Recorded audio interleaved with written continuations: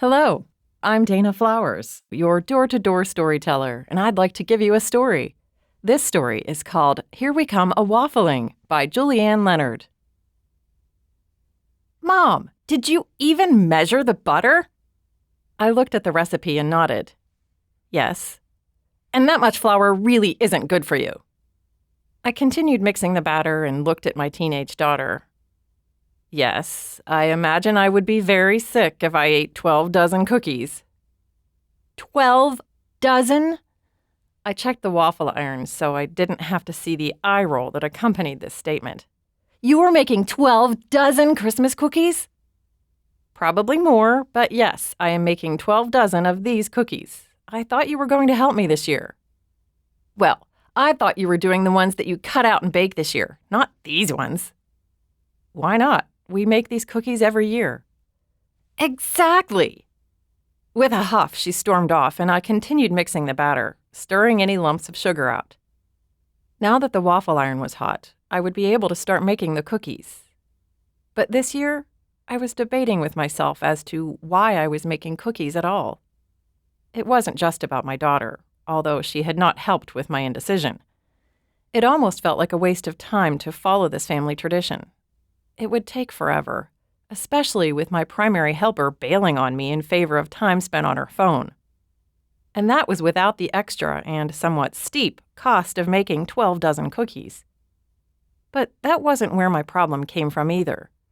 This year, it just seemed unimportant. Would anyone really notice one kind of cookie missing in the cookie exchange? Or if I swapped out something as old-fashioned as our traditional family galette recipe for sugar cookies? It would be the first time that my family didn't make galettes in 6 generations, but I wasn't even sure that anyone else would realize that. Every December, as my schedule got crazier, I had this debate with myself, and every year, I always knew in my heart that what I was doing was worth all the extra time and extra steps, if only to keep with tradition. This year hadn't been a good year. I don't know why. No one I knew had gotten sick or died. I still had work that I mostly liked, and a loving family. I had good things in my life. But this year, I felt like everything was pushing me, rushing me, and leaving me feeling overwhelmed. Holding the bowl of batter, I started to wonder if I should unplug the waffle iron. Did I really want to make galettes this year? I don't think I realized until the first sizzling spoonful of batter was on the iron that I did. It wasn't just that I had made these cookies since I was a little girl with my grandmother. It was why we made them. Every year, my grandmother made dozens of cookies, and we were always lucky if we kept a couple dozen to munch on for ourselves. How can we not have enough for everyone to have 2 or 3? We make so many! I think I was 10 when I had asked my grandmother that, while we were airing out the kitchen after my first attempt to man the iron. Dear, we don't make them for us to eat. Then why do we make waffles for 6 hours? I hadn't been as reluctant to help out as my daughter was, but the smoke detector beeping on my first try had not put me in a good mood. Galettes, my grandmother had corrected me absently. New Year's cakes, and we make them to give to people. People that we care about and people that we want to pray for in the coming year. We make them to wish people a happy new year. Grandma, do you know how many people we're supposed to pray for? Why do you think there are so many cookies? The timer went off and I flipped the first one out. Then I grabbed a chair. Still, even sitting, my butt went numb and my arm ached. Worse, after so many hours of making galettes without my daughter's help, at the end of the day I had a headache as I tried to scrub butter and flour out of every pore and get ready to head to a cookie exchange at my daughter's school.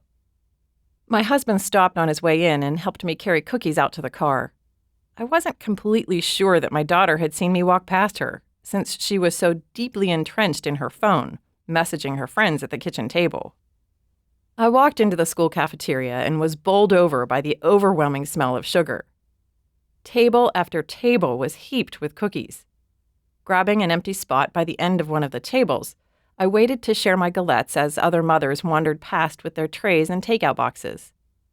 I normally waited until the end to grab my own cookies to take home. A 5-year-old who had been wandering through the throng pushed his way up to my table and started screeching. "Mom! Mom! She has waffles! Does that mean I can eat them for breakfast?" Most of the other passerby were more polite, asking what type of cookies I had brought. I answered, occasionally explaining the tradition. Still, I was discouraged by the number of leftovers I had on my plate when the cookie exchange started to pack up. I was in the parking lot fumbling my keys out of my pocket when my phone jangled in my other pocket. Balancing my leftovers and my own take-home cookie tray on one hip against my car, I managed to answer. "Are you still there?" The voice on the other end was panicked and a little breathless. I would have been alarmed if I had not read my caller ID. I knew the number. I thought I knew the woman on the other end. One of my daughter's friends' mothers. A woman whom I associated with school meetings, always running late, with a runny-nosed toddler who would scream if deprived of the purple bunny she carried everywhere. "Hello? Do you mean the cookie exchange? They're just finishing up." "Can you just hold on till I get there? I'm at the light." I wanted to tell her that they had just packed up and were getting ready to close for the night, but by then she'd already hung up. I stood by my car and shuffled awkwardly. Other people were heading to their cars and loading up their goodies as a car pulled in. A woman in scrubs climbed out and hurried over to me. "They're closed?" She looked as crestfallen as her toddler would be without her purple bunny. "Is there anything left?" She looked at me and my tray of galettes that had been passed over for the chocolate chip and sugar cookies on the other tables. "Can I have a few of those?" I shoved the tray at her, my bad mood finally conquering me. "You can have them all." I started the car, barely hearing her "Thank you" shouted at my taillights as I pulled out of the parking lot. I got home and dug out a pair of old fleece pajamas and put them on. I was headed toward the kitchen when my daughter intercepted me. "Did you see Abby's mom tonight?" "Probably. There were a lot of people there. Which one is Abby?" For once, my daughter didn't roll her eyes. "She said to thank you for the cookies. Abby said her mom was on her way to work and decided to stop and get cookies, but everything had been packed up. She said you gave her cookies. Most of the other people had left or didn't have any left." "Okay, I'm glad the cookies helped then." "Mom!"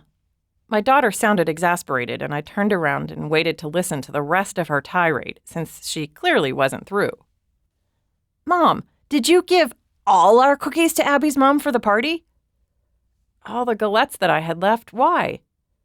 "Mom, that was a party for the county home, for people who don't have relatives to visit them over Christmas. You sent them to an old people's party."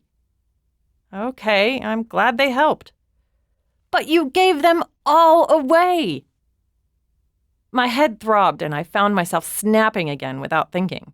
"Yes, that was why we made them." I stomped to the kitchen to get some Tylenol for my headache. I swallowed it, drank a glass of water, and made my way to bed. My husband joined me after he finished checking emails on his computer. My daughter didn't say anything else to me, instead making her way to her room.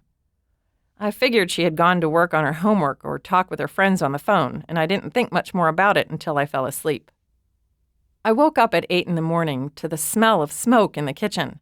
I ran downstairs and found my husband trying to scrape a rather charred-looking object out of the waffle iron and into the garbage, while my daughter stood with her hands over her mouth. She hiccuped and burst into sobs. Then I looked at the table.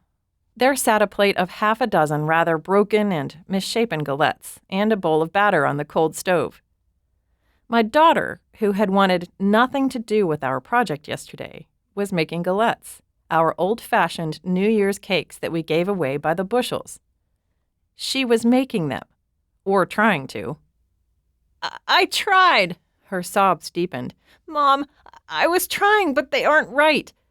They aren't even pretty, and they broke. You don't give away the ugly or broken ones, and the last one caught on fire. Dad had to—" "I saw," I told my daughter as she wound down this spout of words, which she liberally punctuated with sobs and hiccups. I reached out and hugged her. "Messing up is part of the tradition, too. Let's let the iron cool down while we have breakfast.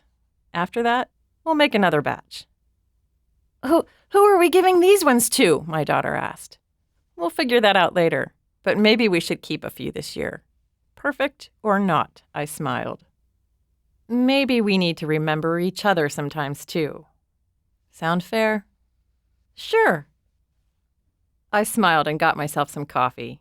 I tried not to roll my eyes when my daughter asked me, "How do you get the butter to mix in? It took forever with how hard it was." This wasn't the time to lecture her about the basics of baking. She would learn. We would try. Mistakes and forgiveness, giving and thinking about other people. That was the point of our days spent with the waffle iron making galettes. Which, while not technically waffles, worked very well with coffee for breakfast. You just listened to Here We Come A-Waffling by Julianne Leonard. Read to you by your door-to-door storyteller, Dana Flowers. Thank you for listening. A production of